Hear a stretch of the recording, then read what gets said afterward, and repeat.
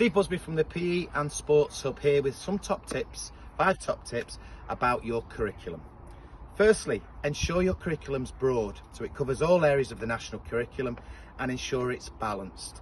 So it isn't weighted down and overweighted with invasion games to the neglect of target games, strike and field and netball. So it needs to be broad, it needs to be balanced, and it needs to be progressive. Our starting point is our end point.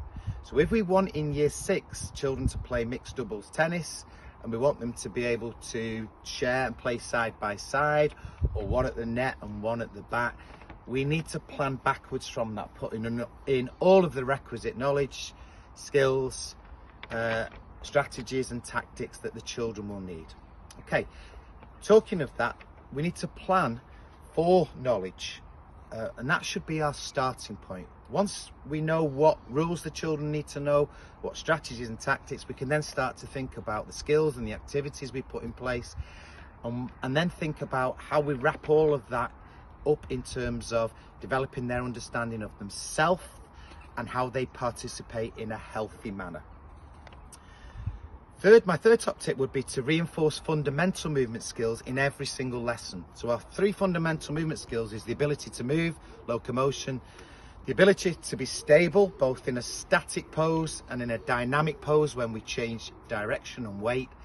And thirdly, to manipulate objects. And manipulating objects includes things like rolling and throwing and catching. So we need to have that reinforcement of fundamental movement skills in every single lesson and built into our curriculum.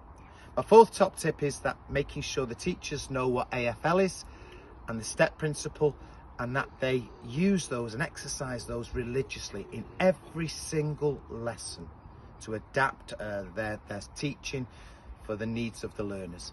And finally, my 5th top tip is to review your curriculum on an annual basis. Review it on an annual basis and check for coverage. Did the teachers deliver all of the lessons, or did they miss 3 or 4 because of a year 6 production or harvest festival or a book fair? Did the children enjoy the units of work? Did they learn, or do they need to go back to what we planned for a previous year group? So have that cycle of curriculum, come back to it at the end of the year with your teachers. What was good? What needs to be adapted?